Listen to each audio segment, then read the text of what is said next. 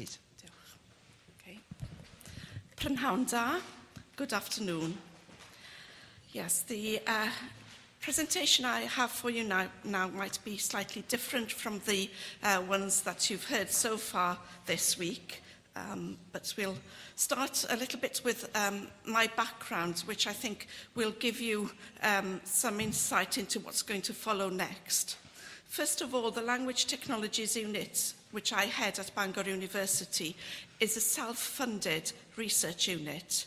That means that we don't get any core funding from the university.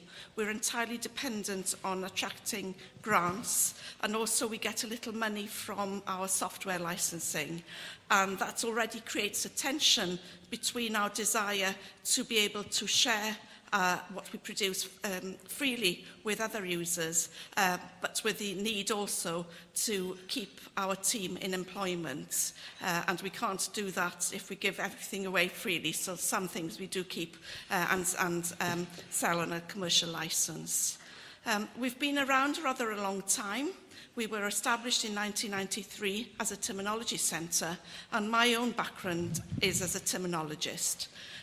But we were soon asked to do other things like speech technology and machine translation for Welsh, so we expanded our remit, and that's why we now call ourselves a language technology unit rather than a terminology standardisation unit.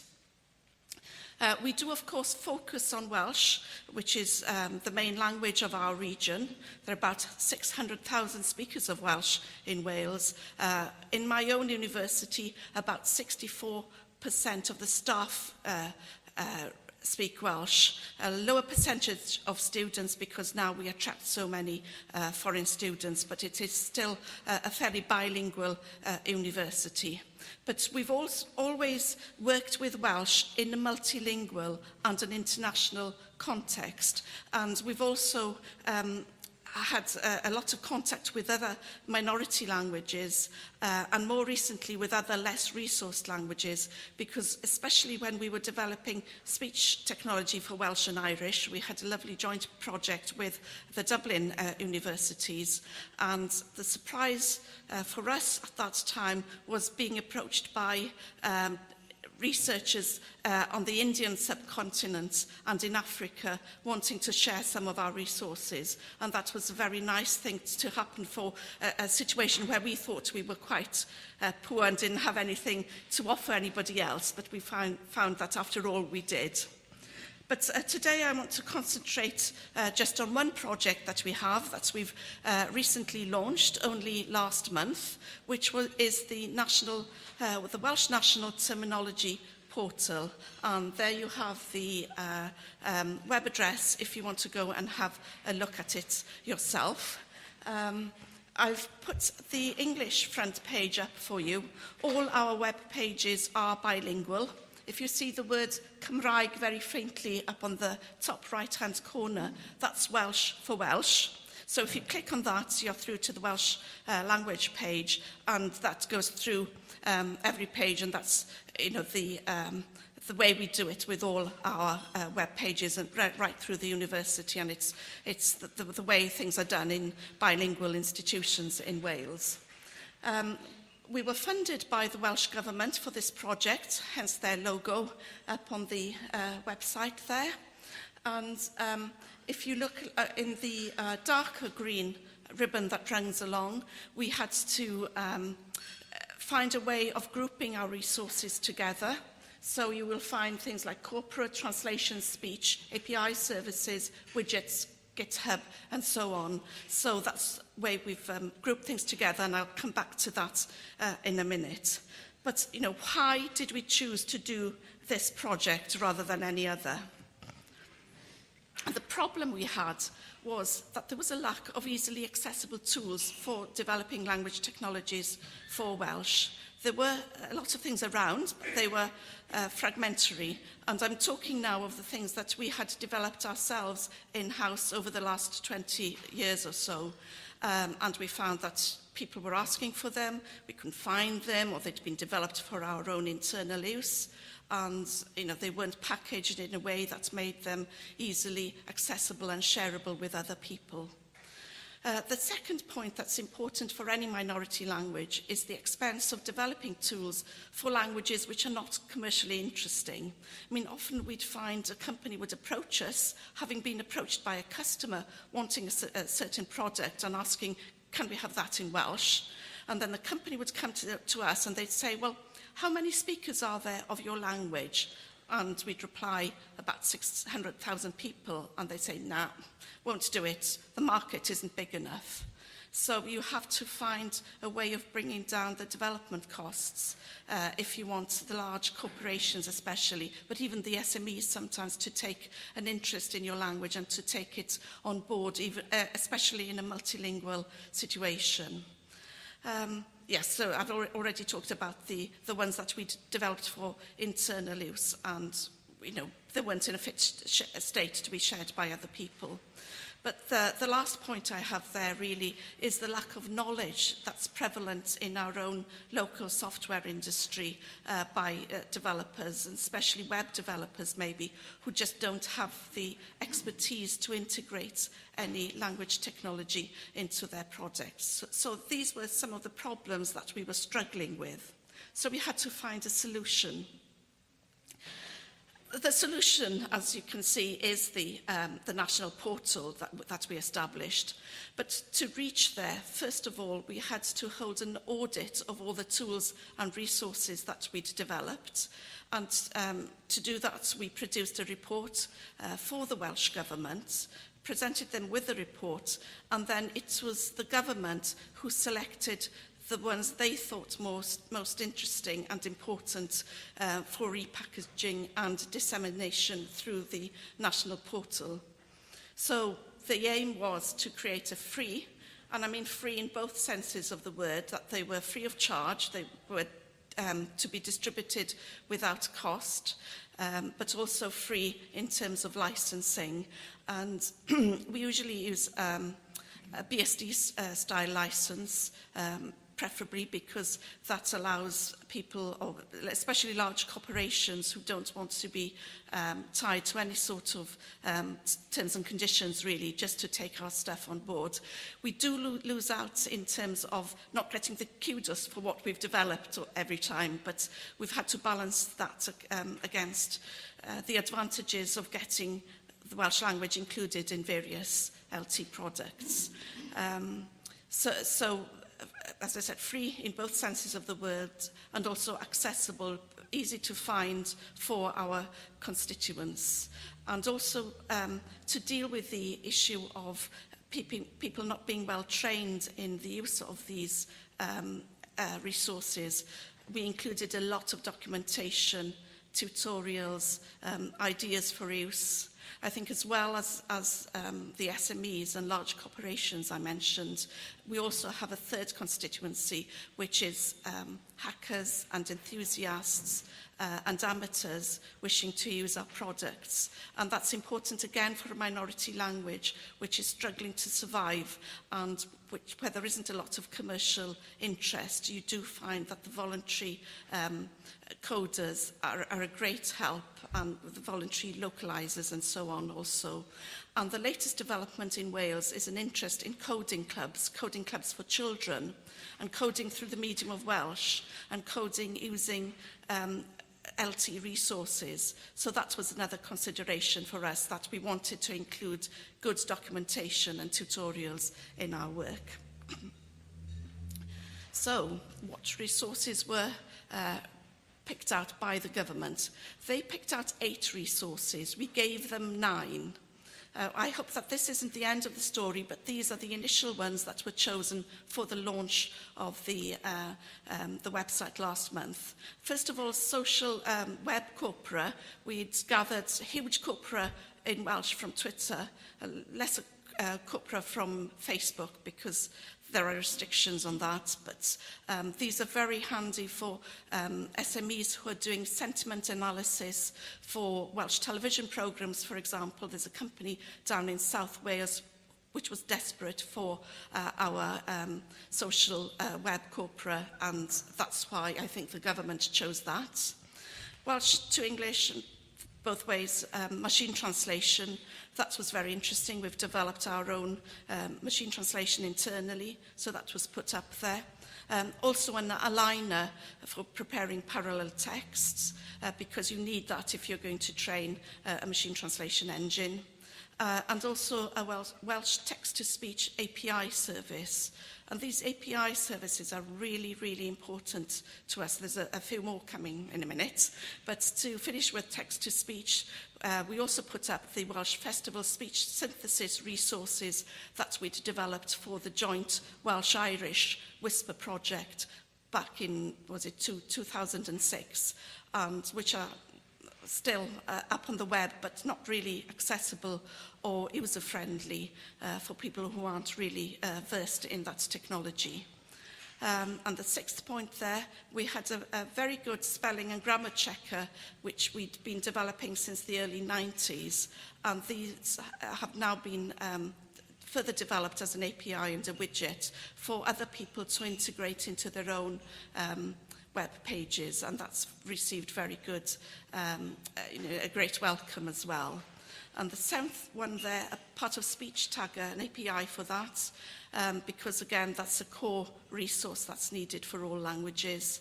And a language detection API, which just helps with some of the other resources. And the ninth one there, which is quite an important one, a vocab bilingual dictionaries widget. I'll be showing that in a minute, so I won't go into further detail to describe that at the moment.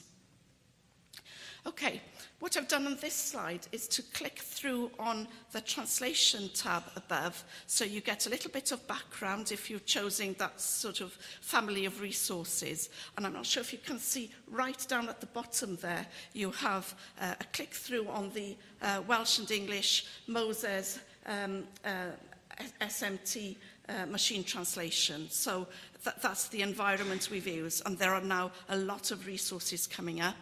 And this is the sort of thing you'll see next. So you have ways of installing the package on your computer in different environments. But the most important one for us, I think, was the way to train Moses SMT to create your own engines. And that's where the aligner comes in. It's really important because we have a lot of translation companies and public organisations who really have huge corpora of parallel text that they've collected in their translation memories, that if they could reuse and train these up themselves, they could create machine translation engines that are either company-specific or domain-specific for their own use. So there's a lot more material there. I haven't taken another slide of this, but if you go to the website and scroll down, there's loads and loads of stuff here. But really the way that where all of this is stored isn't in our little Surface nice portal front page. It's down in another place in GitHub, because GitHub is the repository of choice for our coders.